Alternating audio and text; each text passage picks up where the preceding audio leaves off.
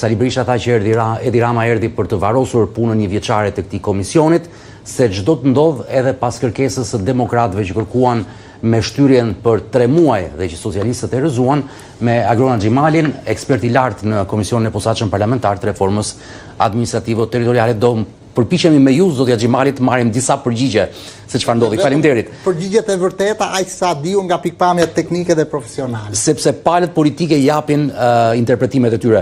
Më thuaj së pari, çfarë ndodhi sot në pjesën e seancës që ishte e rrëmujshme edhe për shkak të protestës edhe për plasjeve mes palëve, që Arbi Mazniku në një anë dhe Luciano Boçi duhet të prezantonin nga një raport të dyja palëve për deputetët. Spari zoti Mazniku dhe zoti Boçi, sipas të gjitha rregullave të përcaktuara të punës së komisionit, duhet ta prezantonin raportin brenda komisionit. 1. Të dy duhet të dilshin me një raport të përbashkët konsensual. 3. Ishte rënë dakord që grupet e ekspertëve do vazhdonin punën e tyre dhe në fund do uleshim në ekspertët e nivelit lartë të dy palëve në komision, do bënim raportin e përbashkët dhe modelet e qeverisjes vendore, këndvështrimet, projekcionet mund t'i vendosnim në aneks, pra cili nga ato ka këndvështrimet dhe këtu është normale. Kjo gjë nuk Ku ngeci puna për të mos shkuar te këto që ju sapo më thatë? Ne duhet të shkonim ke këto, se kjo është procedura. Atëherë të kërkoj ndjes, do shkojmë sepse po vjen e tensionuar situata jashtë godinës parlamentit. Mario Braka është sërish lidhje të drejtë për drejtë. Atëherë Mario, është tensionuar sërish situata, shikojmë forcat e ndërhyrjes së shpejtë, ato shqiponja që po ndjekin protestuesit. Në plan duket edhe një prej, le themi, protestuesve i cili po shoqërohet nga forcat e policisë. Gjithçka nisi pasi protestuesit u përplasën me drejtuesin e një automjeti tip furgoni, i cili u përpoq, le themi, të kalonte gardhin kordonin e vendosur, ndërkohë që nga planet shihet, le themi, që forcat e policisë shtetit janë duke, le themi, u përpjekur për të ndaluar një pjesë tjetër të protestuesve, vetëm le themi nga gjuajtja me vezë e makinës zyrtarit u ndaluan 3 persona, ndërkohë që të paktën në këtë situatë tani janë 4-5 persona të ndaluar. Gjithçka nisi në momentin kur protestuesit gjuajtën me vezë automjetin privat dhe më pas, le themi, forcat e policisë ndërhyn për të hequr gardhin e vendosur nga protestuesit dhe më pas për të shoqëruar një pjesë të tyre pasi konsiderohet si një veprim i palishëm. Kemi patrullën e përgjithshme, forcat shqiponja, por edhe, le themi, efektiv të cilët janë, le themi, pa logo, të cilët janë duke ndihmuar për të shoqëruar dhe për të identifikuar ndër protestuesit të cilët janë duke organizuar, le themi, këto situata, duke bllokuar e duke goditur me vezë dhe përfshirë edhe individ privat. Sa duket, policia po lejon edhe qarkullimin e automjeteve dhe ato të autobusëve të transportit publik të kryeqytetit, kur ende protesta vijon, apo jo, Mario? Po, u hoq kordoni që ishte vendosur nga protestuesit, pra ishte një kordon që në fakt policia e shtetit e kishte vendosur për të mos kaluar gardhin protestuesit. Këta të fundit e morën dhe vendosën në rrugë për të mos lejuar qarkullimin e automjeteve dhe më pas forcat e policisë ndërhyn duke hequr kordonin dhe duke, le themi, ndaluar, shoqëruar disa prej protestuesve.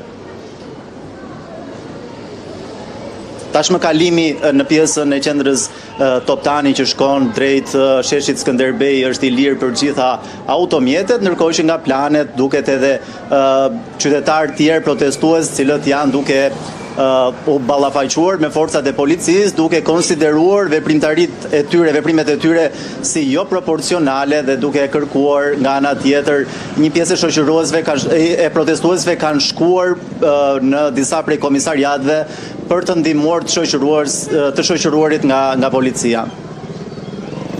Mirë, Mario, për çdo zhvillim do të jemi sërish së bashku. Regjia do të na mbajë edhe me pamjet e drejtë për drejta dhe do të kemi detajet se ç'po ndodh atje. Rikthehem në bisedën me zotin Agronot Gjimali për atë se çfarë ndodhi me reformën territoriale dhe pyetja që na la mbeti pa përgjigje për shkak të këtij zhvillimi ishte ku ngeli, le të themi, ku doli ngërçi mes palëve që nuk shkuam në këto pika. Shiko, ku ngeli për mendimin tim është çështja e afateve kohore. Ishte vendosur në fakt një afat për të mbyllur në 15 korrik. Partia Demokratike kërkoi shtyrie afati dhe në atë kohë, po e zyrtarizoi sot, ndërkohë që socialistët e rrëzuan këtë kërkesë. E rrëzuan. Por nuk ishte ky thelbi, nuk është procedurial, pandi me thënë të drejtën. Për mendimin tim, palët kanë hyrë në këtë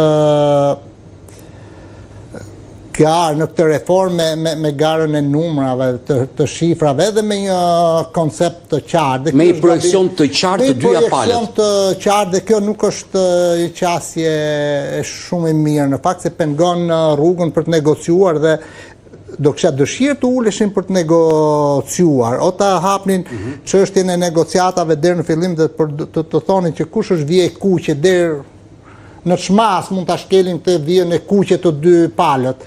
Kush ishte problemi, kush ishte vija kuqe? Vija kuqe ishte numri i bashkive.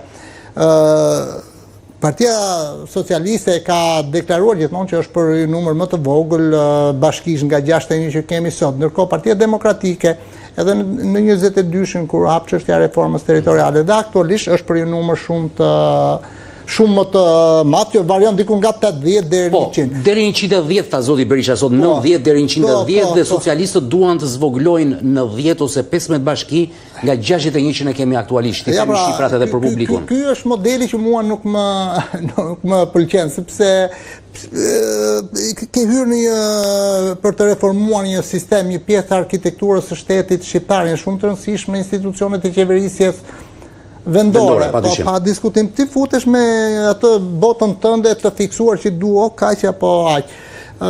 Ajo që unë nga pikpamja ime ftohet si ekspert edhe në raportin me grupin tim të ekspertëve të Partisë Demokratike jemi ndesh me këto debate, po kemi qëndruar shumë ftohtë dhe kemi thënë që ne nuk merremi me numra bashkish, ne merremi me projeksione, me modele të qeverisjes vendore, propozojmë rregulla, propozojmë kritere, propozojmë disa projeksione që sigurisht në fund prodhojnë një numër, por një nga defektet kryesore të këtij komisioni në fakt pandi është që në fillim komisioni duhet miratonte udhërrëfyesin atë kornizën e madhe të rregullave, të kritereve cilën do vazhdonin punën e ekspertëve. Për shembull, kudo në çdo vend të botës, që unë kam ndjek historikisht, vendoset për shembull kriteri popullsisë, Estonia, Turqia, po dhe vendet të tjera thanë kriter bazë, po marrim numrin e popullsisë dhe nuk do të ketë në njësi qeverisjes vendore nën 5.000 banor. Ne në raportin që kemi shkruar, kemi propozuar